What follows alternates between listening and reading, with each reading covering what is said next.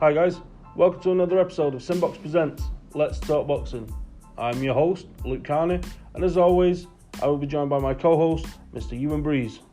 And before we get underway with today's episode, I would just like to let our listeners know that you can check us out across social media, and we're on Twitter at SimBoxx, we're on Instagram at Sim_Box, and you can subscribe to our YouTube channel, which is SimBoxx Boxing. We provide daily updates, breaking news, and debate all things boxing.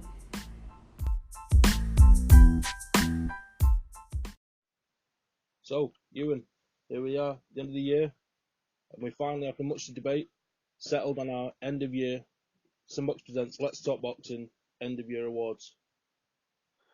Yeah, really excited to get this one out. Obviously, it's been all over Twitter. Everybody's candidates for fighting round and everything. I've been just waiting to get stuck in and waiting for the podcasters the opportunity to do that. Definitely, after a slow start to 2019, I think the action really picked up, in the middle of the year, and then certainly the back end of the year. We, as boxing fans, we were spoilt towards the end of 2019. Yeah, from October onwards, it's just been great fight night after great fight night. After starting the year with De Gale and Eubank, it could only go up, and it absolutely did. We ended the year with Joshua regaining his heavyweight titles after tumultuous year for him. It was some like 6 months in there at the end of this year. Definitely. So we're going to crack on with our awards. The 7 awards that we'll be looking at today. Debated with yourself, settling on our options. And I must state earlier that there was certainly a lot of to and fro in on certain categories, which we'll touch on. There was a lot of scope for options, all opinion based, of course. But yeah, let's crack right on. I'm really excited to get going with this. I'm really excited to put our thoughts, the thoughts of SimBoxx out there, like you say, after a great end to the year. And I think we'll start with Trainer of the Year. Yeah, so I was obviously quite vocal about this one as we were debating in the lead up, and we've come together and chosen Shane McGuigan as our Trainer of the Year, which I thought was I was very in favour of him getting the nod. All of the work, especially done with Josh Taylor this year, has really captured in the headlines, but also I wanted to recognise Shane McGuigan for a lot of the work he's done with fighters that, although they are belt worthy, they're not maybe world title contenders just yet. The Lawrence Okolie's, Chris Billam-Smith's, Lee McGregor's of the world, who have all had brilliant 2019s and look to be moving on to world title honours in 2020, 2021, all under the tutelage of Shane McGuigan. And obviously Luke Campbell as well. I know he came up short against Lomachenko, but to play high stakes chess with Lomachenko for 12 rounds takes a special type of game plan, and clearly Shane was able to do that for him.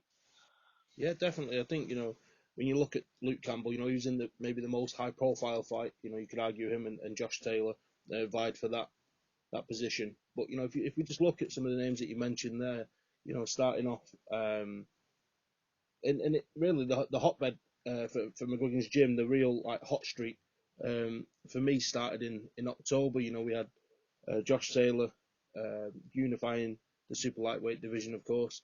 We also had Lawrence Okolie on the same undercard.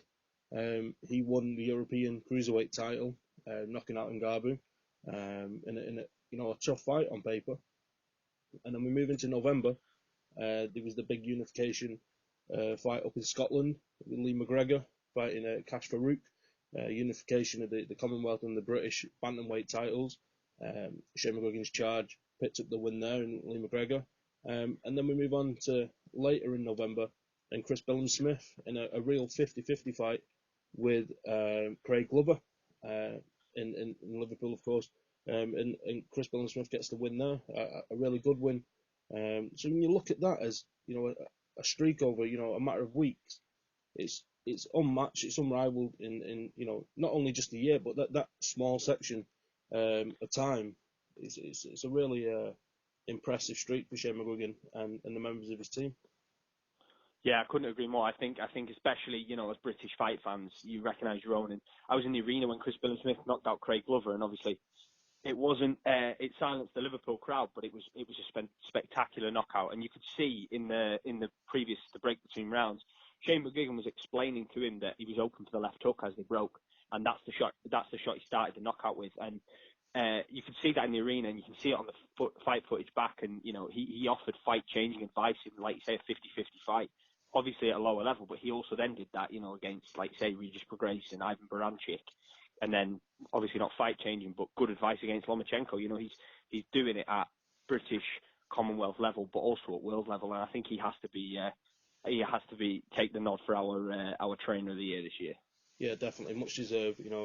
Congratulations to Shane McGuigan, a much worthy winner of trainer of the year. So that takes us on nicely to our second award, and this is going to be for round of the year. Now, I must state with this, like I say, we did have much debate, much back and forth in terms of who we thought might win separate awards. But this was one of those that was truly undisputed between the pair of us. And this is there's no other way. We could have picked any other round of any other fight, and it's got to be Anthony Joshua versus Andy Ruiz, June 1st, and that unbelievable third round. Yeah, absolutely. We didn't even bother texting about it. We both knew straight away it was round 3. Andy Ruiz comes out of the gates, flies at Anthony Joshua. He gets caught with a massive left hook uppercut, goes crashing down, only to get back up and knock AJ down twice to the unified heavyweight championship of the world. It was epic. It was the stuff of legend. It was Foreman and Lyle. It was Dempsey and Tunney. It was everything we like out of great heavyweight fights. That round epitomised what heavyweight boxing is all about. It's about getting knocked down and getting back up, and just two enormous men landing enormous punches on each other. It was everything we want out of boxing. Definitely, I think if you used to make like a montage of videos, that third round would be the pick of the bunch. If you wanted to advertise to new people to come into boxing, people that might have lived under a rock and don't know what the sport of boxing is.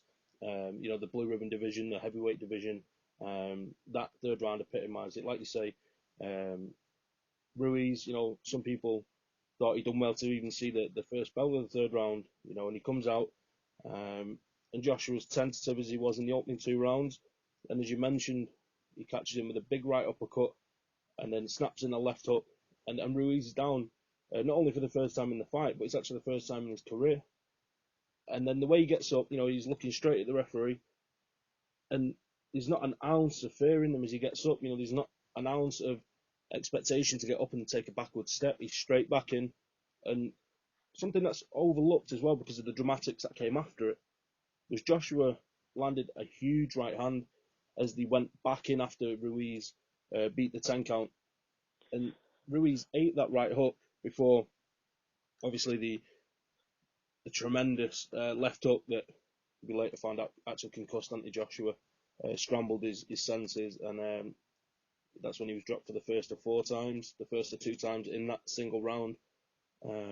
Joshua beat the count the first time, got up, backed into the corner, a big combination again from Ruiz. And I think the second one was Joshua was just all over the place. He didn't really take any big shots for the second drop in that round. I think it was just an accumulation. His legs had gone. And as he gets up, there's questions whether or not he's going to see the end of the round, and he's spectacularly saved by the bell, and he somehow sees it to the beginning of round 4. It's an unbelievable round of boxing.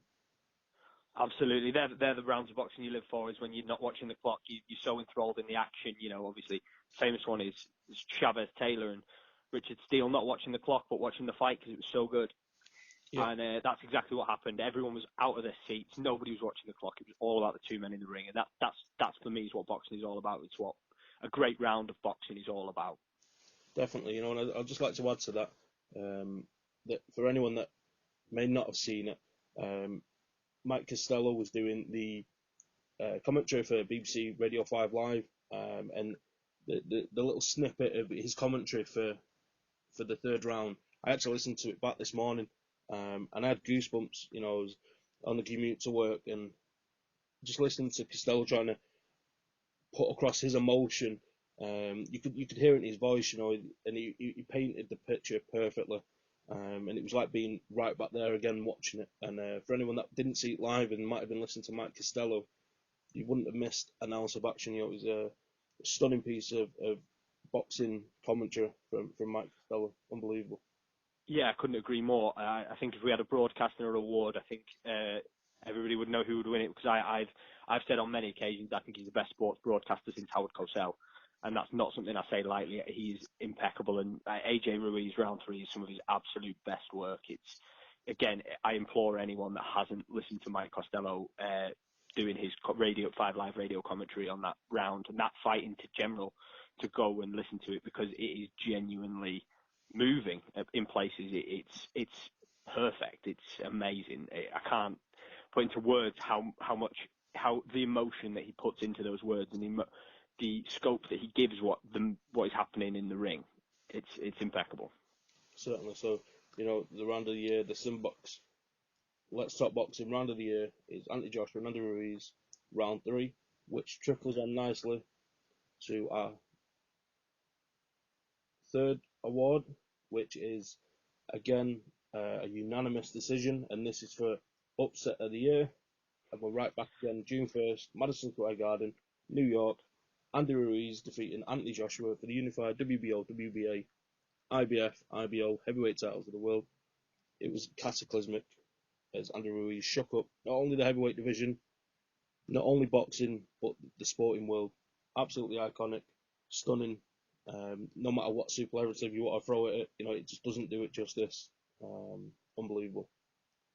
Yeah, absolutely. Boxing is divisive by its nature, and the boxing community is always divided about everything. But this time, upset of the year for the first time in a long time, probably since Buster Douglas, that has everybody agreed. Well, Hasim Rahman probably has everybody agreed that there is a clear contender for upset of the year. Andy Ruiz, fat, out of shape, 6'2" little Mexican, knocks out the Adonis. Anthony Joshua, unified champion, on what was it, 4 weeks' notice. It was unbelievable. It was everything that people didn't expect, and Andy Ruiz proved that it's not, it's not the size of the dog in the fight, it's the size of the fight in the dog, and he brought everything, and he shook up the world, in the same way Muhammad Ali did years earlier. Obviously he's not the caliber of fighter, but the upset level was the same. They were both 7-1 underdogs going in, if not more. It was absolutely incredible, and we have, everybody is negative about boxing nowadays, and there's a lot of negativity flying around, but when we're old and long stopped doing this, when people talk to us, we'll say, yeah, we got up in the middle of the night and we watched Andy Ruiz knock out Anthony Joshua, because it was boxing history happening before our eyes. Certainly. I think that was the biggest thing to take away when you mentioned how you describe it to people in the future, and how people will look back on such a momentous occasion. If we was just to take a second and paint the picture of how it went down in June, we have Anthony Joshua against Jarrell Miller. Everyone's hyped up for the loudmouth New Yorker fighting in his home city. First shot of the world title against Anthony Joshua. He completely messes that up, fails a multitude of drug tests for different substances. Absolute joke. He's booted out, and he's replaced by, Andy Ruiz, who, like you say, he's podgy, he's not easy on the eye, dead softly spoken, a family man at heart, and he just looked like he was there as a day tripper, like he'd won a competition.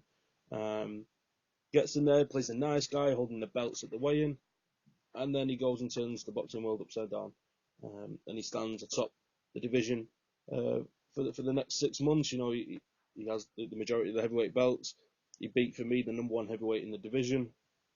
And like you say, unless you compare it to Buster Douglas, it's unlike any other upset in boxing in the past 30 years. Absolutely unbelievable, and yeah, definitely the upset of the year for me. Yeah, I couldn't agree more. It's one of those things. There are a few. I've written a couple of articles about it. There's a few that stand out in terms of heavyweight upsets, but they punctuate boxing. A heavyweight championship upset is the marquee thing for a decade in boxing, and I think that this could well prove to be one of the marquee fights in what becomes, a second or a third or a fourth golden age of heavyweight boxing, depending on how you classify it. And I think that it was so monumental. It was so big in the world generally, not just in boxing, not just in sport. Everybody knew that it had happened, and that only comes around once or twice in a generation. It was that important. It was that big, and that's why it has to win our award for upset of the year, and it might well win my award for upset of the decade, let alone the year. Yeah, I certainly couldn't argue with that. Now, for the first time during our awards, we actually do have some honourable mentions here. You mentioned yourself that there was a couple of other fights that, whilst they were on this kind of level, there was shocks in their own right. Yeah, absolutely. I had just a couple that I think absolutely deserve a mention.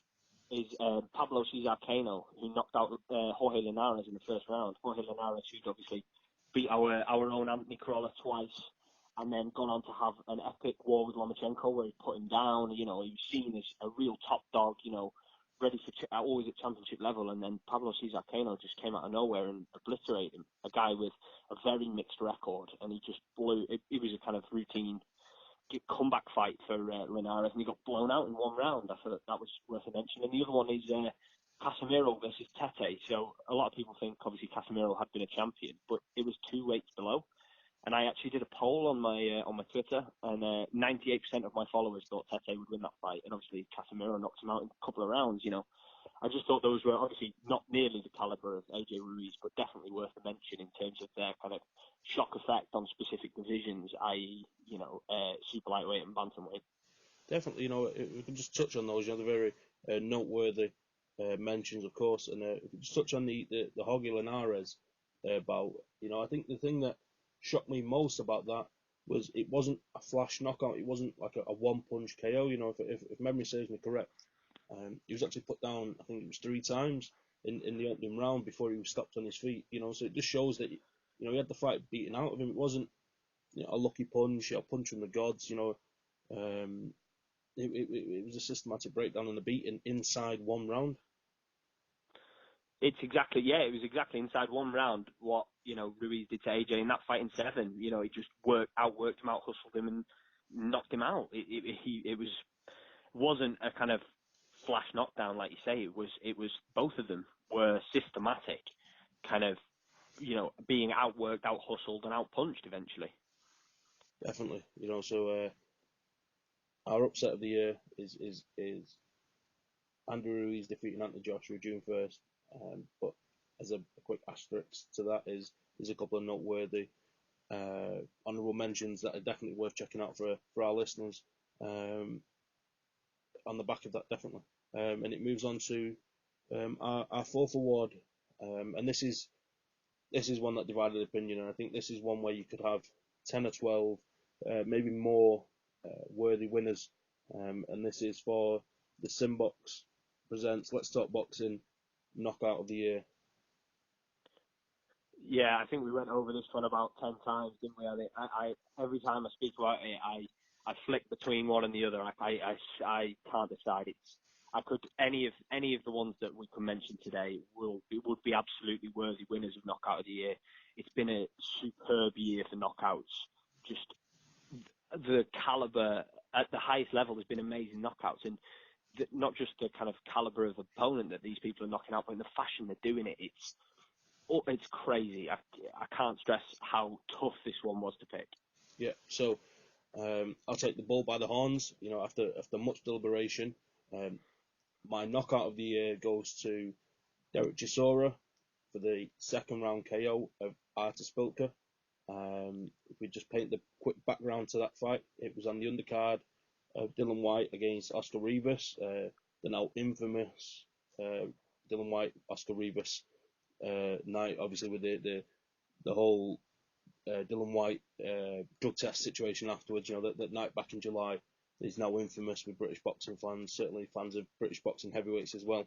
And Derek Chisora came into this fight on the back of the awful Senad Gashi fight. We really thought that was going to catch fire, and it just didn't. Gashi must have came into the ring with his running trainers on that night, and he spent the entirety of the fight on the back foot, barely throwing a punch. Really frustrating fight.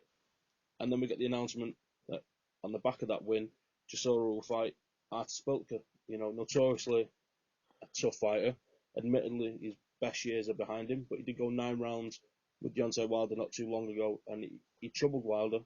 And then we had the whole story in the build-up to this fight that Chisora doesn't like fighting southpaws. The training was apparently going horrendous. And then he gets in there and he backs him up to the ropes in the second round. And if people watch it back, they see he lands this huge right hook that stuns Spilker, and his guard goes up, and then he goes to the body and back to the head, and Spilker's out cold, and then he catches another punch on the way down, and he just folds like a house of cards. It's a truly stunning knockout, like you say. For me, it's my pick of a brilliant bunch. There's a couple of honourable mentions that I'll let you get onto in a second, but yeah, for me, Derek Chisora knocking out Artis Spilker is my knockout of the year. Yeah, I in the end I came around to agreeing with you. It's absolutely fantastic. He calls himself War now. It should be War Horse Chisora. He is absolutely an old War Horse. He's a throwback to a different era. 32-9, Derek Chisora. He just fights like he's from the 50s or the 40s. He comes in there and even like you say, he's not shy about saying I've had a bad camp. I'm outside, don't like fighting southpaws. Yet he comes in and he just throws hell for leather because that's what Derek Chisora does. He either gets knocked out or he knocks you out, and he just wants to go and go and go. And it was never more true than when he fought Arthur Spilker. Yeah. And looking back, I had it in my head rewatching it today, and I thought it reminds me of an old KO, and I found it, and it's Sonny Liston. He KOs a guy called Bill McMurray after the Ali fight, and it's the exact same combination. Like you say, it's a big right hook, he drops back to the ropes, and then it's just a flurry of vicious punches, and that to me is why that knockout has edged the award. Is because of how much of a throwback it is, of how much of a kind of an old-timey knockout it is. It's really kind of almost poetic in its brutality. I do love it, and that's kind of, like you say, that's some of the things you want to see in boxing. Is sometimes you just want to see two big men go at each other. Definitely, and it's something like you say with Chisora, when he's on form, when he's in the mood, in the groove, he can produce these knockouts. It weren't too long ago that he knocked out Carlos Takam, which might have been the knockout of the year back in 2018, in a fight that he was losing and losing handedly, and then he turns his career upside down, and he does possess that, the old adage that, heavyweight boxing can change with a single punch. And I think, like you say, you change his name from War to War Horse because he's just not going away, and this renaissance, since linking up with David Haye of all people, is producing in the main truly spectacular results for Derek Chisora. Yeah, again, and he got another big knockout victory again over David Price, which although wasn't quite as spectacular, it's a big name. David Price is a former British, European, Commonwealth champion. He's no joke. And Derek Chisora, he looks like he might get the Usyk fight. And with Usyk being small, you never know. And like you say, a big KO like this can catapult your career, and it absolutely has with Derek Chisora. From going from that ball-fested Gashi to being talked about with the names of Parker and Usyk it's massive. And yeah, he just won't go away. Derek Chisora will not go away. He's lost to the best, he's fought the best, and he just continues to keep plodding on and keep delivering spectacular knockouts like this. Definitely, and not to go too much off track here, but just to emphasise Derek Chisora, if we used to go back to 2017, he'd lost to Ajit Kabayal for the European heavyweight title. An awful fight, well, not an awful fight, it sounds too disrespectful, but it wasn't what we expected. We really thought that fight could catch fire. And Del went on to lose a majority decision there. And at that point, he was 3-2 in his 5 previous fights. And who would have thought at that point, at the back end of 2017, that 3 years on from that, he'd be on the verge of a world title shot against arguably the hottest new member of the heavyweight division in Alexander Usyk.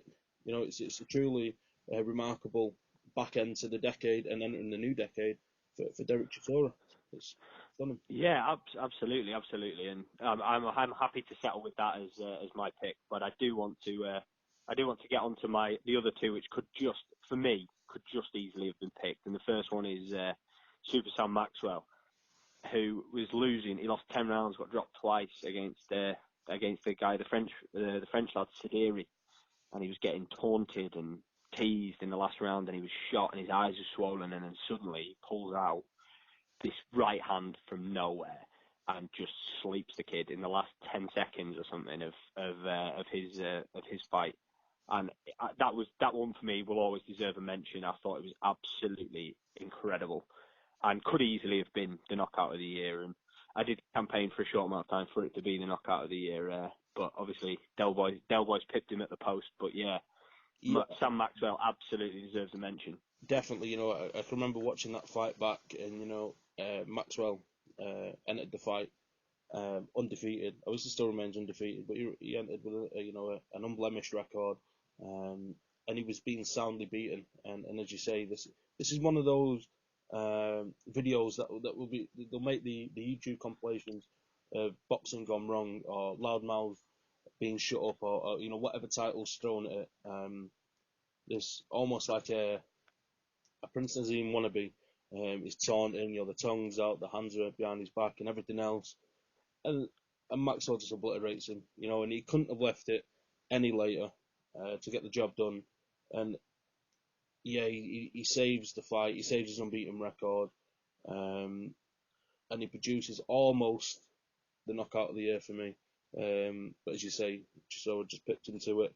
But in its own right, truly stunning and spectacular knockout from Maxwell. Yeah. I think there's another one you wanted to mention. Well, there was just another couple really, because Yeah. it's been such a strong year for knockouts. Like I said before, it's been absolutely amazing. Obviously, you can't talk about knockouts without mentioning Deontay Wilder, and he obviously had two amazing ones, Brazil and Ortiz. But that's not the one I was going to mention. It was actually the World Boxing Super Series cruiserweight semi-final, where the Cuban Dorticos knocked out Andrew Tabiti, who was highly tipped going into this tournament as being a real talent. And the KO doctor, as they call Dorticos, he struck again with a pitch-perfect right hand. Just everything was right about it. Down the pipe, that Cuban-style bang, and he just shut out Tabiti's lights. It was beautiful. And you see the shockwave go back to his arm on a slow-mo. I thought that one couldn't go unmentioned because of how powerful it was and how accurate it was and how fundamentally sound that knockout was when it came. Yeah, certainly. I couldn't agree with you more. Again, another truly spectacular knockout. I'd just like to mention there with um, Deontay Wilder, the biggest puncher in boxing today for me.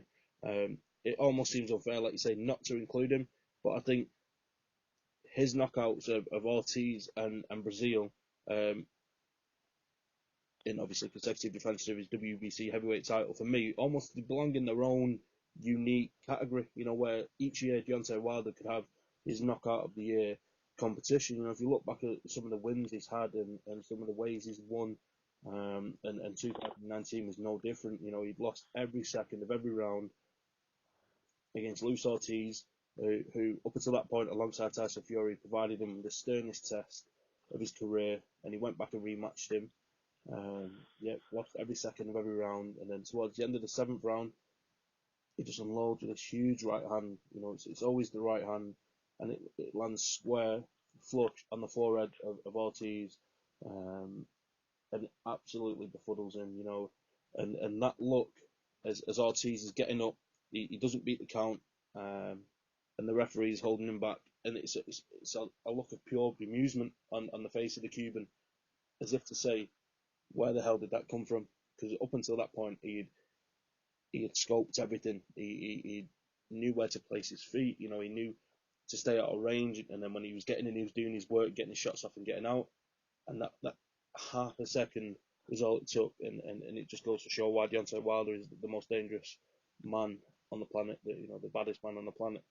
And the Brazil knockout, again, equally as savage, equally as brutal. One punch power, and the lights go off. So yeah, I think Wilder needs almost an honourable mention in his own category, almost. Yeah, I totally agree. You can't talk about knockouts without Wilder, but my views. I don't think he is the baddest man on the planet. I think he got beaten. But that's a debate topic for another day, Yeah, leading into February 22nd, I think. Yeah, I think that's going to be a little sneak preview to how our future episode of Let's Talk Boxing might break down when it comes to myself and you debating February 22nd. But yeah, I think that's a snippet of what's to come, which will be very interesting listening for all our listeners. Absolutely. I look forward to it. So we roll on to an interesting category, and again, this is all about how you choose to look at boxing, and what you consider to be a prospect, because this is the SimBoxx presents Let's Talk Boxing Prospect of the Year award. Again, another hotly disputed category, and again, there's different ways of looking at this and who you consider to be a prospect. For me, the winner of the award, the prospect of the year, is Virgil Ortiz Jr. He's a welterweight, but he sometimes campaigns at super lightweight, so he fluctuates between 140 and 147 pounds. And I'm really excited about this lad. 21 years old. His overall record reads 15 fights, 15 wins by KO. And in 2019, it's 4 fights, 4 wins, all by KO, of course. A truly prodigious talent. Really excited to carry on watching him flourish in what is a flagship division for the sport. The welterweights always produce. There's always 6, 7, 8 fighters at least that you could consider world class, and then you have your elites above that. And I do see Ortiz slotting right in at the mix. Hopefully as soon as 2020, and if not, certainly the early part of 2021. Yeah, I totally agree. He's absolutely devastating. He's not somebody I'd kept too much up to date with. I must admit, but having gone back in preparation for this and watched a lot of the fights, of the different people we talked about as prospect of the year, I totally agree with you. Virgil Ortiz is destructive. But he boxes well. He keeps his feet under him. He moves his head, and he just has pure power in his hands. And at 21 years of age, with a record like 15-0, that's exactly where you want your prospects to be. Have learning fights, have good fights, but be well on the way to bigger and better things. I agree with Virgil Ortiz as our prospect of the year for 2020, obviously going forward, but of 2019. Definitely, I think the fight of his that really made me stand up and take notice, because again, everyone can have padded records. They can all, look good knocking out journeyman, cab drivers, binmen. But when he knocked out Mauricio Herrera, now Mauricio Herrera is, somewhat of a gatekeeper around the welterweight division. And his record's not spectacular, not by a long stretch. But entering that fight against Virgil Ortiz, he was 24-8. But of the 8 losses on his record, he'd never been stopped. And if you go back and watch this fight, Virgil Ortiz just absolutely violates him and obliterates him. It's a pure show of power and dominance. And Ortiz blew him away like he was, another has-been, another run-of-the-mill journeyman. And that was the one that really made me stand up and take notice of Virgil. Yeah, I couldn't agree more. It's those sort of fights early on that can be the measure of a fighter coming through. And to get somebody who could cause others problems, who just doesn't cause you any problems, is, it can be the hallmark of a great fighter going forward. And, I think that's something that you always look for in a prospect is who have they been tested by and how did they deal with that test. And obviously, in a testing fight on paper, Virgil Ortiz has passed with flying colours. And, I'm absolutely happy to have him as our pick going forward. Definitely. And, just to finish on, just the last note that I made on him, was the 2 fights that came after Mauricio Herrera. Now, he fought a welterweight by the name of Antonio Orozco, and then he went on and fought Brad Solomon in the middle of December. And the combined record of these 2 men entering against Virgil Ortiz was 56-2. And I think for your 14 from 15 fights, to be fighting guys that had identical records of 28-1 entering the ring against you is, again, a good indication of where Ortiz is going with his career and the caliber of opponents that might not be the biggest names, but they're tested. They've got that winning belief. They're coming to win, which is always a big thing when you've got a prospect on your hands and you want to see how he deals with someone that actually comes to fight. So he fought 2 guys at 28-1 back to back after the biggest win of his career against Herrera. And I think it just puts him in really good standing for another gatekeeper, hopefully early 2020, and then we can see where it goes from there. So yeah, I think he's a worthy winner of the award.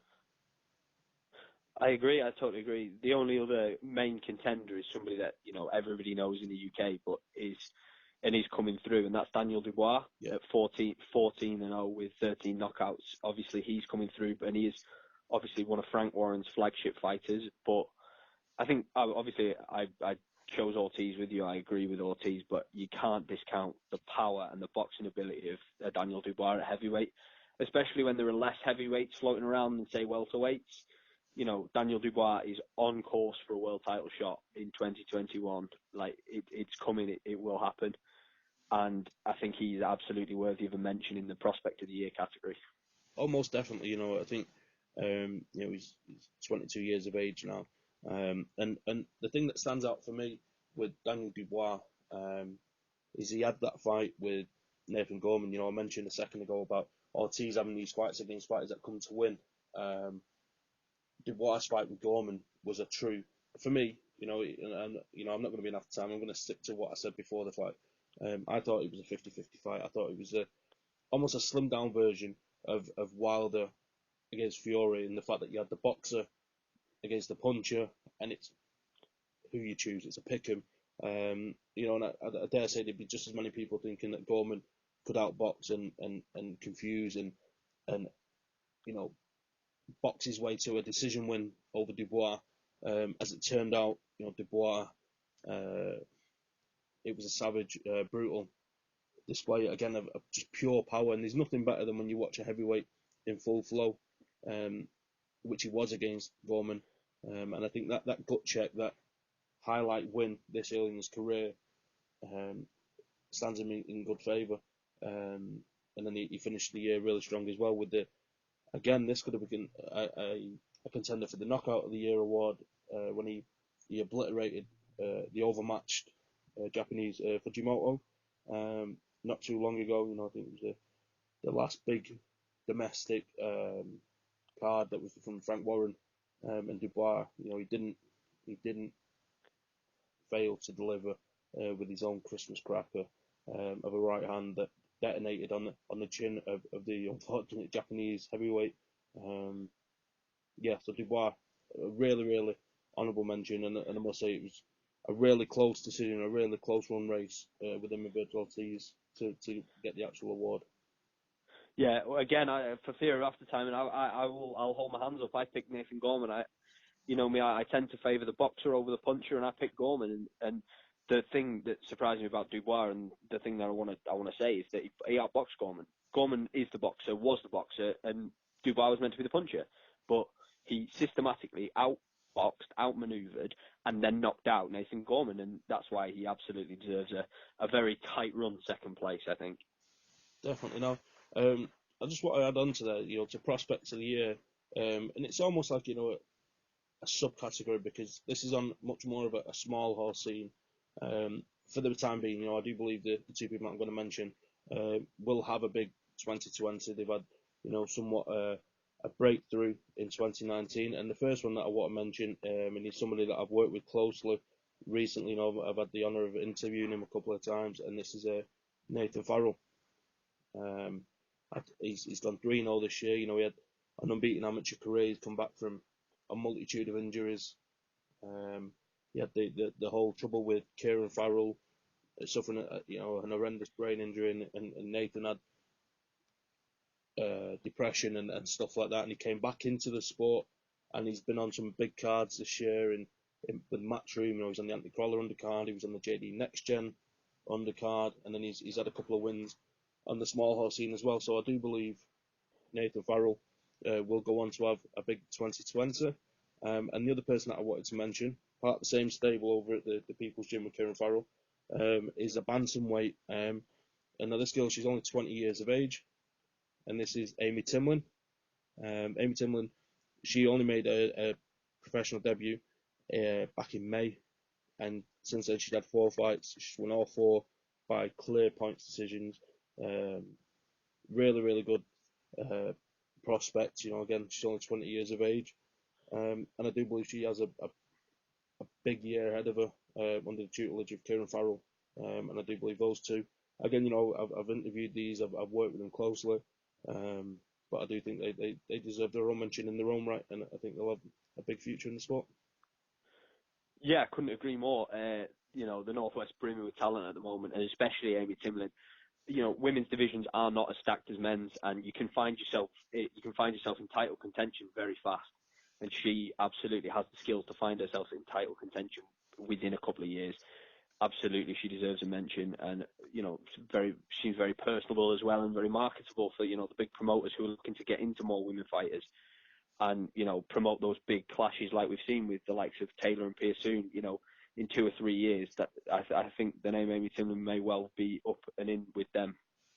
Certainly. I'd just like to finish there with the prospect of the year for SimBoxx. Let's Talk Boxing. In a closely run affair is Virgil Ortiz Jr. So congratulations to Virgil on that win. And we move on to Award 6 of our awards. And again, towards the end of the year, we was really spoilt for choice. And this was another tightly run affair. It was a multitude of fights, and there's going to be more honourable mentions for this category than I think all the other categories combined. And this is the SimBoxx presents Let's Talk Boxing Fight of the Year, and the winner was Daniel Roman versus TJ Doheny in a super bantamweight unification bout that was back in April. Stunning fight. I think we both agree. It was a tightly run affair, but we didn't argue the fact that this is a worthy winner. Yeah, absolutely. It was such a good fight. I was honestly, it flew under the radar. I got up again in the middle of the night for Chocolatito Estrada, not Chocolatito, for Rung Vasai against Estrada, and I was excited for I was excited for that, and I thought, oh, what's this on before it? And it was genuinely one of the best fights I've ever watched. It was because obviously the elephant in the room now is the 2 World Boxing Super Series finals. In terms of that is what most people have picked for their fight of the year, and they are worthy winners, and we'll come on to them. But what this had was exactly the same. It was a unification, WBA, IBF, one champion versus champion, but it also had 3 stunning knockdowns, really close fought rounds, some clear rounds for both, and it was a back and forth equal to both of those. And I am a bit gutted that it's been kind of lost in the excitement of the back end of the year, because it was genuinely that good. TJ Doheny won round after round, but then Daniel Roman just had this equaliser, and he put him down 3 times in the end, and it was just an absolute stunning fight. And if you haven't seen it, I would implore you to go back and see it, because like I say, people might think we're mad for not picking one of the WBSS finals, but this fight was every bit as good as in the New Aiden era of Taylor Prograis. It had everything you want. It was back and forth. There was knockdowns. There was drama. It was everything, and it was for a world title unification. It was at a very, very high level at junior featherweight. Certainly, I think one of the standout moments for me during this bout, which was an absolute war in every sense of the word, was in the 11th round. Daniel Roman put TJ Doheny down for the second time, but it was a heavy knockdown. It was a body shot right in the solar plex, and there's a moment when the camera is focused on Doheny as he's listening to the ref's count, and blood's just spurting from his nose, and there's claret everywhere. And he looks the ref in the eye and he beats the count. And not only does he beat the count, he goes straight back on the front foot, and he arguably wins the 12th round in a really closely run affair. And it just epitomized what a great fight, and on a bigger scale, what a great sport, we are fans of. That is, again, a poster fight for the sport of boxing. I think the only downside to that fight was it did come during what was a barren spell at the beginning of the year. Everyone was a bit frustrated with the Wilder Fury rematch not happening straight away, and there seemed to be a lack of big fights happening. The Anthony Joshua fight wasn't until June.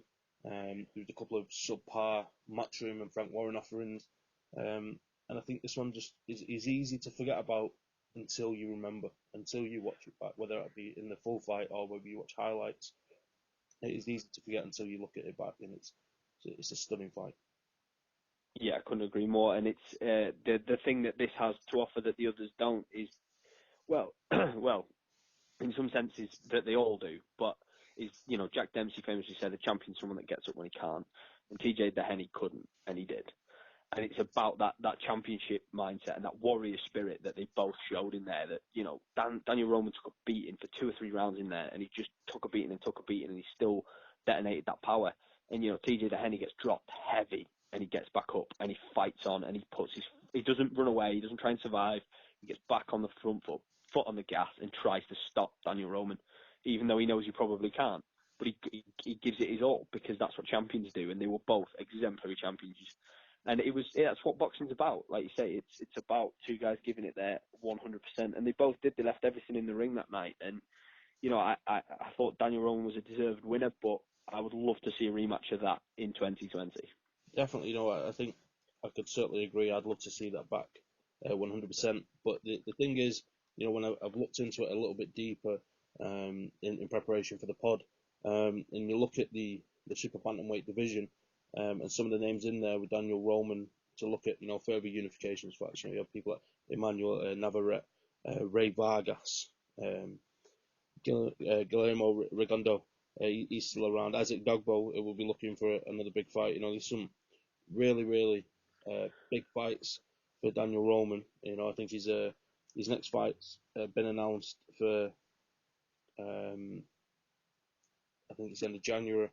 I think he's fighting his mandatory challenger. But looking at some of the other bigger fights, the other bigger options available to him, if he wanted to chase further unification fights, there's some unbelievable fights. I mean, it's mouthwatering to think of Daniel Roman against Ray Vargas, and at some point in 2020. I'd pay good money to see that fight, and hopefully it's something that can be put together.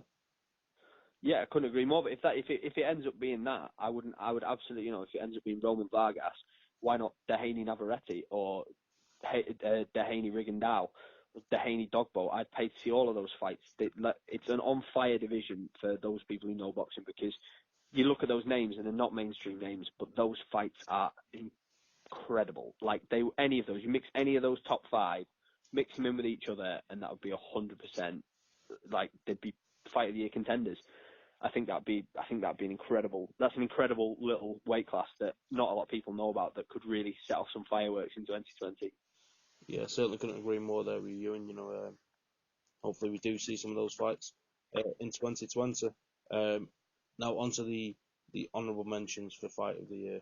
And again, this is similar to the knockout of the year. We were spoiled for choice, and we could have done a separate pod for this category, such as the quality and the delights available for choice. I'll let you take that away with what you believe are your next best in terms of fights of the year. Yeah, it was 100% Inoue Donaire. I thought up until today. I know we settled on Roman Dehaney, and I do stand by that. But God, it was hard not to pick Inoue and Donaire. They were Thursday morning, and it was an absolute slugfest. Inoue is known as this. Behind Deontay Wilder, he's the next hardest puncher in boxing, and he's a bantamweight. And everyone thought Donaire was a lamb to the slaughter, but then he rolled back the clock and he just fought out of his skin. He got up off the deck and he gave Inoue hell, but Inoue proved that he was good enough. And that's, again, it was a gut check of the highest order against a multiple-time world champion. It was, one of the best prospects. Obviously, he was a world champion, but one of the best kind of future Hall of Famers. Inoue's been talked about, yeah, against a guaranteed Hall of Famer in Donaire, and they just gave each other hell for leather for 12 rounds. I could do a whole podcast on my own about how good Inoue and Donaire was, but in the same I could do with Roman Dehaney. But it was incredible, and that is fighting spirit personified. It's the Warriors Code. They went toe to toe, and it was impeccable. It was amazing. It was brilliant. Yeah, it's a truly stunning fight, and again, in every sense of the word. Naoya Inoue is one of my favourite international fighters. Nonito Donaire needs no introduction. He's a multi-weight world champion, multi-time world champion, as you say, a bona fide first ballot Hall of Famer. And there was just a couple of standout moments in that fight for me. One being after the fight, Inoue, he mentioned that he'd suffered double vision or blurred vision due to a concussive left hook, and you go back and you look at it and you see Donaire land this almighty left hook. I think it was in the second or the third round, and you actually see Inoue in response to that, he has to cover up almost one eye to try and make sure that he can still see where Nonito Donaire is as he's trying to land his own shots. And again, I won't be an half timer. I won't say I expected this to be a 12-round war. I truly believe that Inoue, anyone around 122 pounds, up or down the division, I think Inoue is the man. And he just fought Donaire, who was possessed almost. He rolled back the years. He put on, he played his part in an absolute boxing masterclass, a war, however you want to look at it, whatever type of boxing you're after. At one point or another in that fight, you found it. Dramatics, cuts, each man having his moments, the pendulum swinging both ways. Spectacular.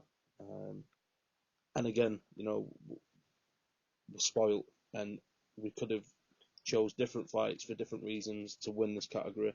I do believe it's the most hotly contested category this year, and Inoue Donaire it plays its part right there. And sorry, the second thing I wanted to mention about that fight, which I thought was brilliant from Inoue, and it's only caught on a small snippet after the fight, and he's receiving the belts, he's receiving his Muhammad Ali trophy for winning the World Boxing Super Series, and he's being passed a WBC diamond belt, and he just totally disregards it. And I just thought for all the messing around and multitude of belts and all these ABC titles, for somebody of his level on such a platform to make a stand was quite the moment. Absolutely, it was a fighter's fighter that day, wasn't it, when he put it back? It was, what people who refer to themselves as hardcore boxing fans love to see. I want belts. I want real belts. I want one belt per weight class. I don't want any of your rubbish WBC stuff. Yeah. Send it back. I want my real belts, and that shows what he is. He's a champion. He's a true old school champion, and I look forward to seeing him in massive fights in 2020. Definitely. Now, in terms of honourable mentions, and they deserve to be mentioned, so I can't skip by them.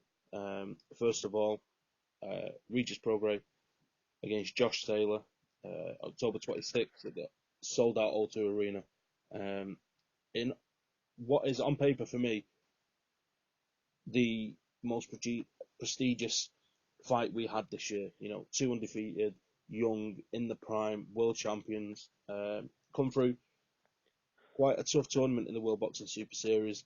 And after a lot of, is it happening, is it not happening in terms of the final of the World Boxing Super Series, they finally get it on. It was a huge card, it was a huge night, and what a fight they put on. An absolute boxing treat, unbelievable fight. Yeah, absolutely, and everything we said about Inoue Donaire was applicable to Taylor Prograis as well. It was a violent chess match. It was blood and guts, but it was high technique. It was two of the most skilled fighters in the world, going toe to toe, and not just throwing hell for leather, but throwing accurate, precise, measured hell for leather, and really just testing each other's skills. And they were incredible. And just because they've come third doesn't mean they're any less worthy than anybody else we've talked about. It was an incredible night at the O2, and Josh Taylor and Regis Prograis put everything on the line, and they deserve everybody's utmost respect. They were absolutely phenomenal. Certainly.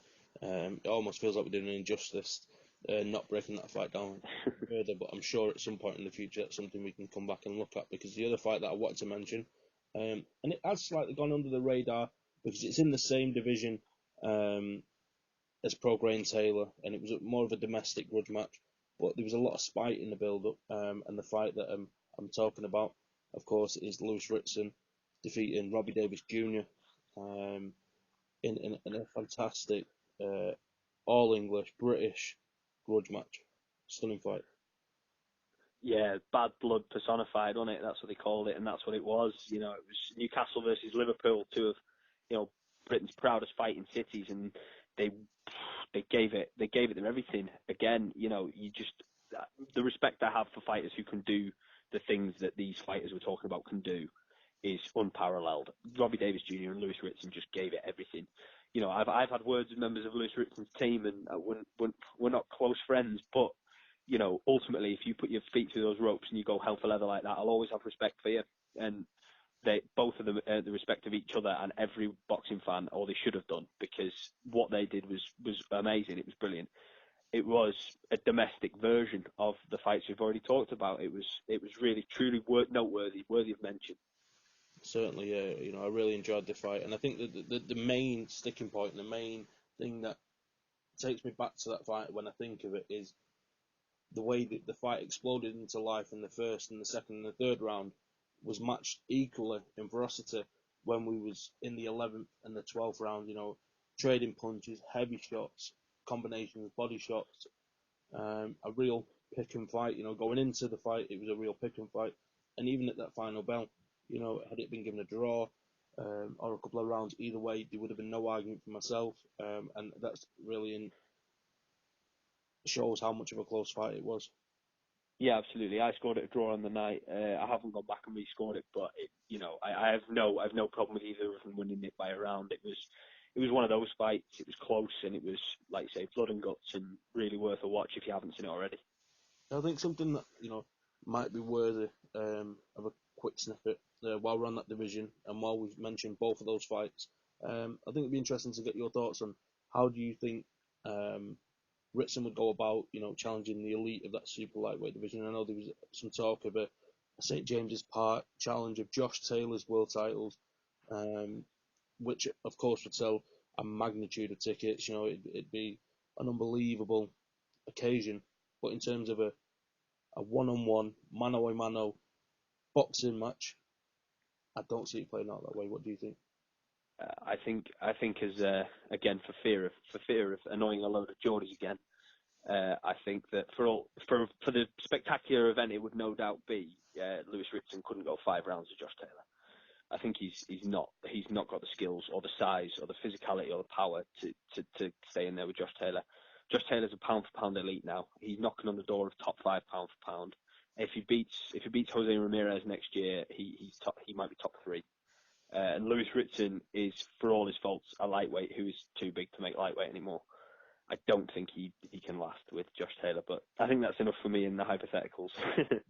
Yeah, I mean, in the main, I'm inclined to agree with you. The only thing that I would say is that I wouldn't be surprised if it happened. For all the reasons why it shouldn't happen in terms of is Ritson good enough to challenge Taylor?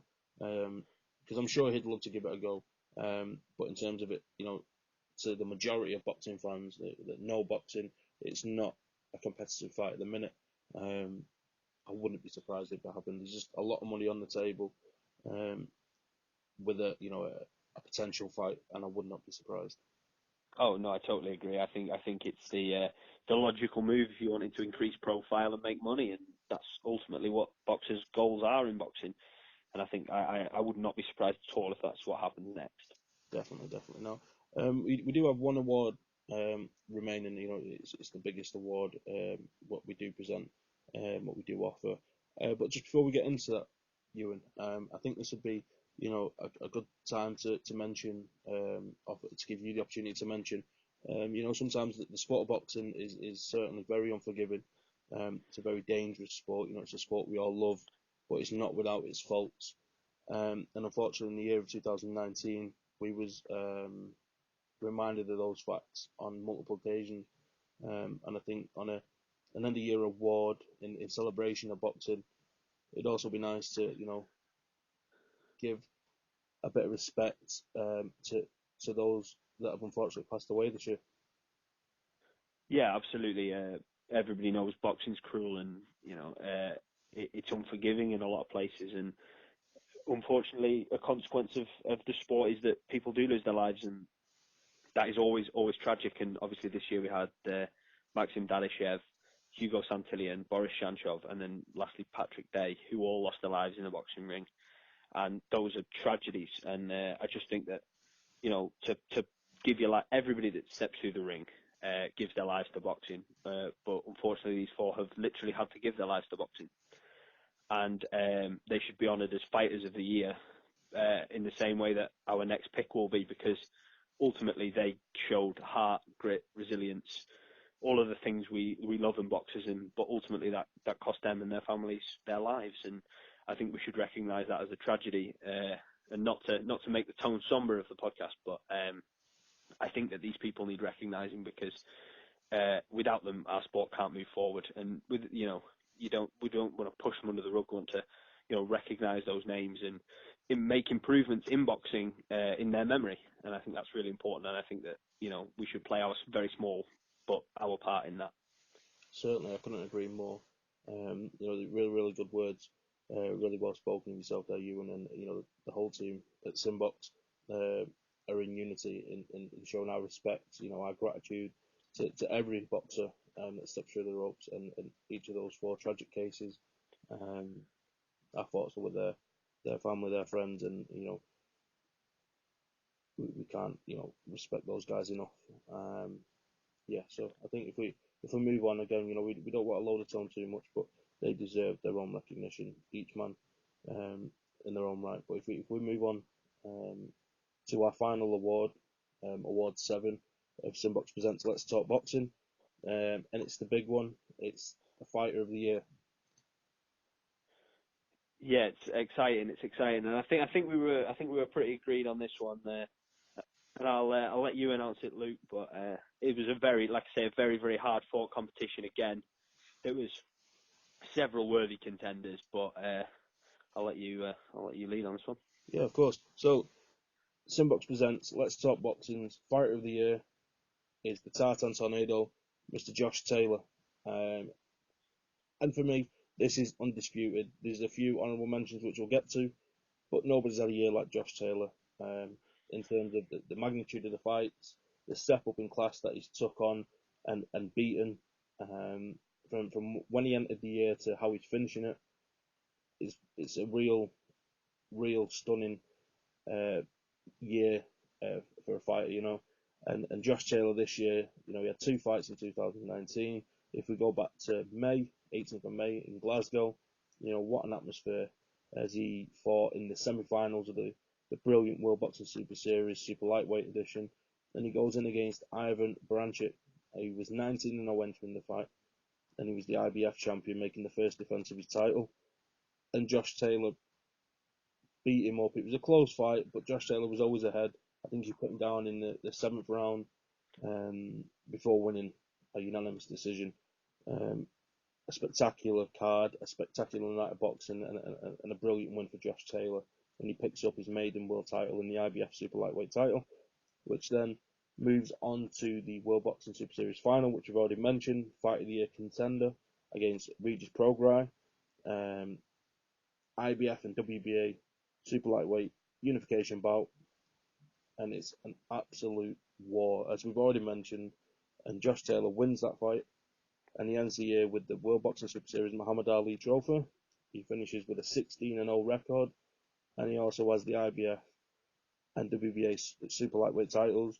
And for me, he's the number 1 in that division. And as you mentioned earlier, knocking on the door, pound for pound wise, maybe top 5. So undisputedly, Let's Talk Boxing. SimBoxx Presents Let's Talk Boxing. Fighter of the Year is Josh Taylor. Yeah, I totally agree. And like I said, he was in a clear Fight of the Year contender, but in a worse year, his fight with Baranchyk might have been a Fight of the Year contender as well. It was incredible. His the rise and rise of Josh Taylor. He was amazing.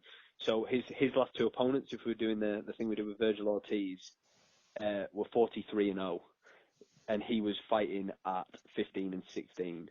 They were his 15th and 16th pro fights, and he was fighting guys that had a combined record of 43-0. He was fighting the elite of the elite at super lightweight, and he was beating them, and he was beating them well, and he was beating them in amazing fights. He's been incredible since he's turned pro, but this year has been his best year by far, and I think he has to, especially, we often rate boxers from Britain, and I'm not saying that he's not earning this on merit, but it just pushed him even further over the line as our Fighter of the Year. And I think he's, again, waxing lyrical about Josh Taylor. He can box, he can punch, he can move his feet, he moves his head. He's absolutely brilliant in the ring. Now he's clearly cemented as the best fighter at 140 pounds in the world. And I think he's got a massive future at both 140 and 147 at welterweight. I think that he's proven this year that, he's got heart and he's got skill in absolute abundance, and he's proved that that he is the Fighter of the Year, and he could well be the fighter of the year again going forward. You know, he's still only 28 years of age. He's hitting his prime now. You know, your prime as an athlete, 27 to 30 or something, they say, and he's going to be absolutely tearing through the division for the next couple of years. And I think he's rightly our fighter of the year this year. Definitely, like you said, the Branchik fight was a great fight. It was his breakout fight for me. It put him on that world stage. He was over here in Britain, of course. We knew about him. He's working with Cyclone Promotions and under the tutelage of Shane McGuigan. So we quietly knew him going around his business. If we go back to last year and he beat. We mentioned about how good the records are of his opponents he defeated this year. Last year, he beat Victor Postel. By no means an easy fight. He was 29-1 going into that fight. He defeats Ryan Martin in the first round of the World Boxing Super Series. He was 22-0. So Josh Taylor's for such by numbers is such a juvenile almost, but he's boxing guys and beating guys that are more experienced, more established. And as you rightly say, Josh Taylor for me is pound for pound the best boxer in Britain, and he's certainly top 10 in the world pound for pound for me at the minute, and he's a deserved fighter of the year for me. Yeah, I totally agree. I think he's been incredible. Yeah. So, but I do think there are a couple of other people that do need a mention in this category. Just the other WBSS winner, Nayo Inoue. I know we've waxed lyrical about him a minute ago, but I think he absolutely comes a close second to Josh Taylor in this category. Yeah, certainly, and I think something that's definitely worth a mention here when you say we've waxed lyrical about the World Boxing Super Series or the participants. It just goes to show that when tournaments like the World Boxing Super Series work well, and they pit the best against the best, then when it comes to these end of year awards, they are going to be the front runners because they've took on and beat the best of the best available. We're not talking about fighting the 6th or the 7th or the 8th ranked opponent that's fighting out of the skin. We're talking about 2 or 3 or 4 elite boxers in each division boxing.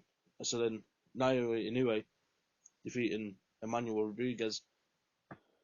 Again, that could have been mentioned for knockout of the year. It's a brilliant win on the undercard of Josh Taylor Branchik. And then he destroys Rodriguez. Then he moves on to the final. And he shows a different side to his game. When he is took the distance, which some people was unsure whether he could do, like when you always have a boxer that is knocking people out, the question mark always hangs over whether or not he can take that into 6 rounds, into 8 rounds, and into 12 rounds. And anyway, shown against a brilliant boxer in Denier that he can hang there for the full 12 rounds in a world-class fight against a world-class opponent and get the victory. So yeah, a much worthy honourable mention goes to Naoya Inoue. Himself a unified champion, WBA, IBF, and himself a World Boxing Super Series Muhammad Ali Trophy winner in 2019. Yeah, absolutely, and it's no secret I don't like the guy, but Saul Canelo Alvarez has to get a mention as well. 3 fights, 3 weight classes, 3 wins. Not the best kind of opponent. He was never going to win this category, but I think he has to have a mention. Fighting at middleweight, winning a world title, winning a version of super middleweight, and then obviously WBO light heavyweight title against Kovalev. I think you've got to throw him in as the third contender for fighter of the year. Yeah, I can't dispute that. And unlike yourself, for what it's worth, I am a fan of Canelo. I believe he possesses the best overall record in the sport of boxing at the minute, up there with Manny Pacquiao. And the fight, it's difficult to call him the 4-weight world champion because, the WBA super middleweight champion, of course, is Callum Smith, and Canelo defeated Rocky Fielding back end of 2018. So, for me, he's a 3-weight world champion. But the caliber of opponent that he defeated this year, more than warrants a mention. Up as fighter of the year in lesser years, he might have been number 1. Moving up to light heavyweight and disposing of Sergey Kovalev in a fight that a few people had Canelo losing at that point. Was we head into the famed scorecards that seem to favour Canelo? That would have been interesting to see, but he took it out of the judges' hands. with a huge punch that absolutely switched the lights off inside Kovalev in that, I think it was the 11th round. Um, yeah, so that on its own is worthy of a mention in terms of fighter of the year. Yeah, I can't. I'm very happy with that as a list. I think it's controversial as always, but also, recognizes the spread of boxing and the different types of fight and fighter and the kind of the variety that boxing brings, and the variety of boxing is brought in 2019. And I'm really happy with that. And special congratulations to Josh Taylor, fighter of the year, and the Tartan Tornado rolls on. Yeah, most definitely. I really enjoyed when you get to this stage of the year and you can look back and and there's much deliberation, and I think that's why we did agree to push this pod back as far as we can, because we was both in certain categories had our own thoughts, and it did take a bit of, well, what about this and what about that, and I'm really happy with the awards that we've given out. Everyone's a worthy winner, and in the majority categories it was hotly disputed, and that's just goes to show again what a fantastic year of boxing 2019 was. Yeah, I couldn't agree more. Yeah, so I think just looking at 2019 as a whole, is there a single moment as a fan of boxing that stands out to you, and that's why you look at the sport of boxing and say, that's why I'm in love with this sport. That's why I'm such a huge fan of boxing. As a fan of boxing, I've followed Anthony Joshua since his pro debut, and I was obviously it was historic to see Andy Ruiz win it, but I was gutted. I was really like, I was down about it because I'm such a massive Anthony Joshua fan. I really want him to do well. He's British heavyweight, and he's one of the best British heavyweights we've ever had. Him and Tyson Fury will go down alongside Lewis's, Bruno's, Bogner's, and Cooper's, and seeing him regain his title in the desert was incredible. And his measured, me, I like a measured footwork, head movement, jab and grab performance. I do like a measured performance, and seeing Anthony Joshua regain those titles with a kind of a measured effort, and I was over the moon for him, and that's my highlight as a fan. I had a house full of people, and we were all going absolutely mad for Anthony Joshua, and that's my moment of the year was the clash on the dunes, which turned out to be a masterclass in Saudi. That's my moment of the year, I think. Yeah, I am I'll give a special mention to the Anthony Fowler and Scott Fitzgerald fight early in March. It was a great fight, but it doesn't come close. It pales insignificant in comparison to my moment of the year, which I'm going to share with yourself, which is Anthony Joshua regaining the unified heavyweight titles of the world. From the moment he lost in June, I put a tweet out on SimBoxx, and I believe that he got it wrong on the night, and that he is superior to Andy Ruiz Jr. No disrespect to Ruiz Jr., but I do believe Anthony Joshua was and has gone on to prove a level above.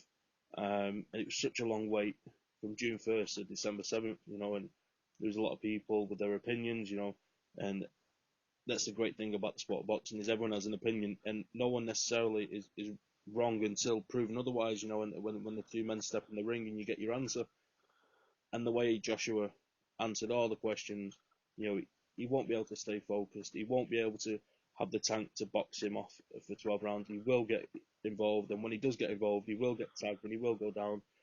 And he ran those thoughts and those words right down the throat of the haters, as they may be, and produced an absolute boxing clinic, an absolute boxing masterclass.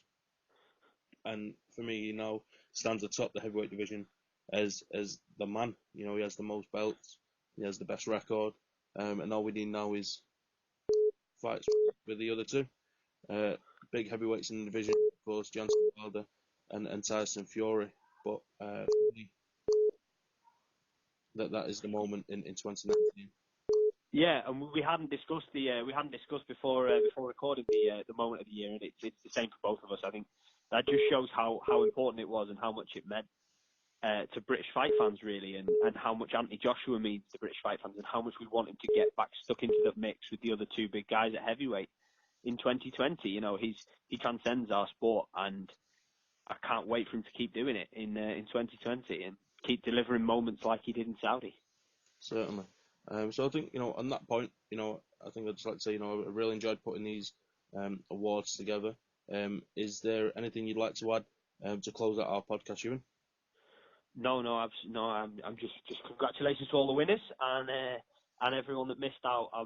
I'm really sorry because the caliber was amazing, and you feel like you don't do the ones that you don't say won justice because they were amazing. And the boxers, every single one of them, every boxer that even gets in a boring fight, they deserve recognition, and sometimes you just can't give it to everyone, but that's the way it is.